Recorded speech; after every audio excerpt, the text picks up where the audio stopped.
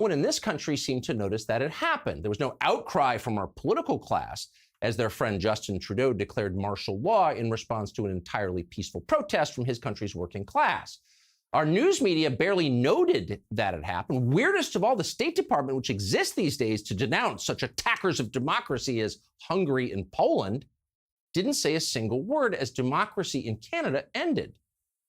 That's pretty weird if you think about it. Canada is not some exotic faraway land with an alien culture and an unintelligible language.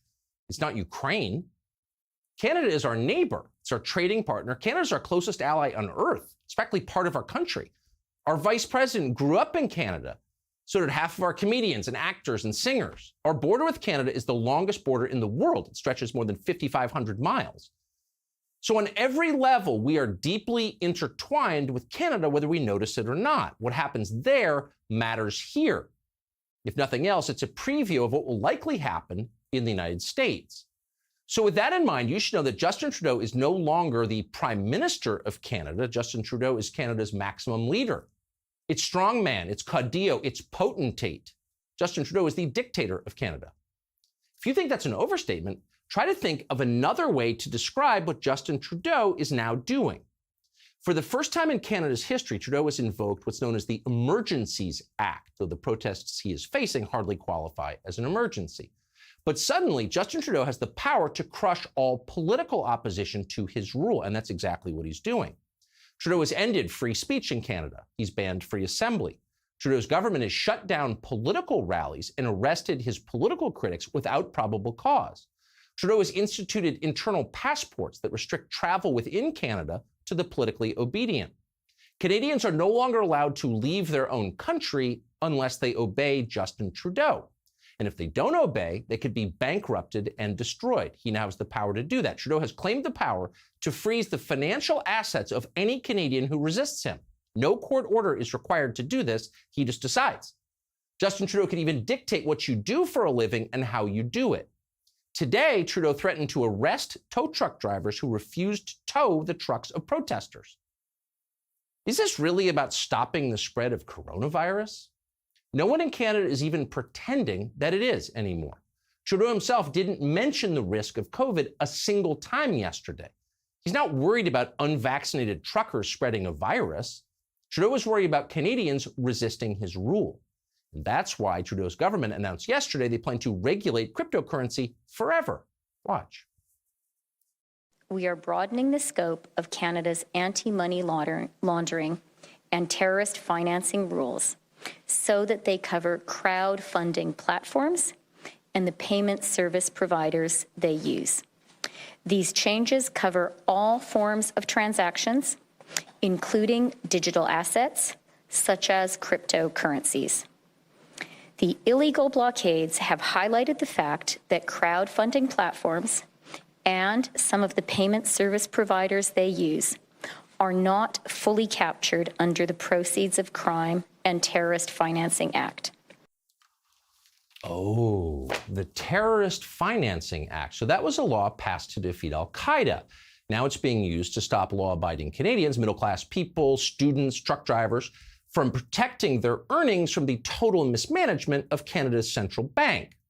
Justin Trudeau has wrecked the Canadian economy, but thanks to the Terrorist Financing Act, there is no escape from the consequences. Canadians are going to have to live with the consequences of Justin Trudeau's fiscal recklessness, whether they want to or not.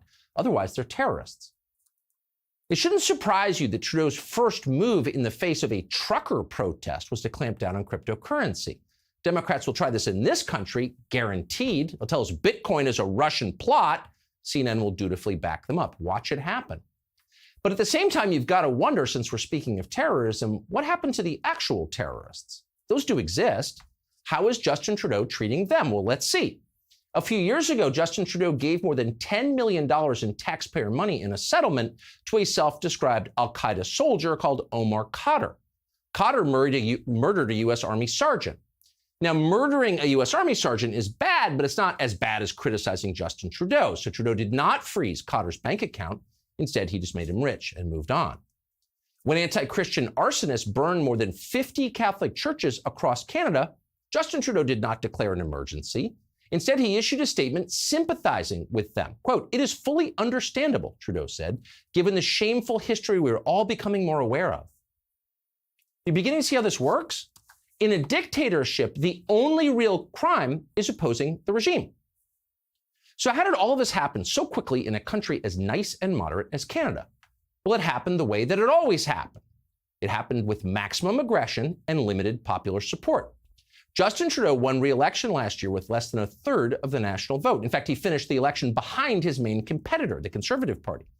Thanks to quirks in the parliamentary system, Trudeau took power anyway, and he immediately began to crack down on anyone who opposed him. Trudeau had relatively few supporters, but they turned out to be the right supporters. They were the people with power. The woman, for example, you just saw announcing the crackdown on cryptocurrency is Canada's deputy prime minister. But before she was that, she was a longtime journalist, including in our country. She used to write for the Washington Post. She's currently married to a New York Times reporter. Why is that relevant? Well, because up and down this story, you see the starring role that media organizations have played in the death of Canadian democracy. The other day, for example, somebody hacked the database of the crowdfunding website GiveFundGo and then revealed the names of people who donated to the truckers protesting in Ottawa. You got to ask yourself, who would have the tech savvy and the political motive to do something like that? Well, state intelligence agencies would. In fact, we can't really think of anybody else. It would certainly be interesting to find out who did it. It's a big part of the story. But media companies seem curiously uninterested in finding out who did it. Instead, they immediately started using this stolen information to intimidate the donors. Anyone who dared to send money to Justin Trudeau's political opponents was unmasked in public, shamed, and of course, inevitably threatened, because that's what happens. Trudeau's state TV channel, the CBC, has been working on this retribution project all day long. They know who their enemies are, and they know who their master is. It's Justin Trudeau. But Canada's National Post newspaper is doing the same thing. The National Post is supposedly independent of the government, but they're still doing it. In this country, Vice Media, to its great and eternal shame, has been doing the same thing. So what do all of these media companies have in common? Well, they're all squarely on the side of entrenched power against the population they supposedly serve. That's the opposite of what journalism was designed to do. But at this point, it is the rule, not just in the United States, but around the world. Reporters and politicians and big business all align against voters, against you. Have you noticed? Earlier this week, the CBC warned Canadians that the word freedom has, quote, become common among far-right groups. So only QAnon wants freedom. Remember that the next time you complain about Justin Trudeau. Media organizations have been agitating against democracy for years now, even as they've posed loudly as its greatest defenders. In February of 2020, at the beginning of the pandemic, Vice Media ran this headline: "Anti-vaxxers are terrified the government will enforce a vaccine for coronavirus. Anti-vax groups on social media are claiming that the spread of the disease will lead to mandatory vaccinations and unlimited surveillance." Yeah, those conspiracy nuts. Now that all of that has actually happened, Vice has not apologized and said Vice is helping Justin Trudeau to hurt anyone who complains about it. In October of that same year, 2020, the CBC warned Canadians about a, quote, disinformation campaign that, quote, falsely suggests Canadians will be forcibly sent to quarantine sites. A few months later, as if on cue, the Trudeau government began forcibly sending Canadians to quarantine sites. But the CBC never apologized for promoting what turned out to be disinformation. Instead, they set about enforcing Justin Trudeau's latest decrees. They see that as their job. So, by the way, it is the so-called academic community. These are the university professors who've been granted lifetime job security precisely so they can think for themselves, freely, independent from government control. And yet, in practice, no one is more controlled by the government than they are. Here's a professor from Canada's Carleton University, that's an institution heavily funded by Justin Trudeau, telling CNN's viewers how dangerous and immoral it is to criticize Justin Trudeau in any way. Watch. I think it's important to remember that at the core of this protest, it was never really about mandates in the first place. It's always been about a small group of people who called for a convoy, who hold very anti-government views, and as well as kind of racist and white supremacist views, conspiratorial worldviews. Oh, they hold anti-government views. That's the crime. But isn't holding anti-government views allowed in a democracy? In fact, isn't the measure of democratic government the degree to which you're allowed to question the people in charge? Well, that used to be the definition of democracy. It's not anymore, certainly not on CNN. The CNN anchor who heard that just nodded. Yes, it is indeed a scary problem when Canadians disagree with Justin Trudeau. Arrest them. On MSNBC, which is less subtle but a lot more straightforward most of the time, they're telling Justin Trudeau to stop with the half measures. The problem with Canada is it's not authoritarian enough. Time to get the stick and start hurting people. Watch this. I do have to ask one question, though, about the Liberal Prime Minister in Canada. Seriously. What? I'm sorry. If I'm a mayor or I'm a Prime Minister, your trucks get in my city street, they're not going to stay there a week. Yeah. No. Okay. No, they're not going to stay. There's going to be somebody with a stick, and it's going to be banging on the window. It's going to say, you got one of two options. You can move this thing, or we're going to cuff you and take you to jail, and we're going to impound this, and we're going to fine your company. Move it or lose it. So move it or lose it. Settle down, tough guy. There's going to be someone there with a stick. It's interesting. It's always the very same people who call for violence. It's almost like it excites them. That's not a good sign. So clearly there is an appetite for Canadian-style tyranny in this country. So the question is, how long till we get it? Well, let's see. This morning we learned that American intelligence agencies are trying to censor a financial website called Zero Hedge. Unnamed sources from Joe Biden's intel community told the Associated Press, off the record, of course, that Zero Hedge was, quote, spreading Russian propaganda, by which they meant criticizing Joe Biden. We can't have that. So how long before they pull Zero Hedge off the internet? How long before they try the same thing with Joe Biden's many other critics in the media, all of whom, we can tell you firsthand, have also been accused of working for Vladimir Putin?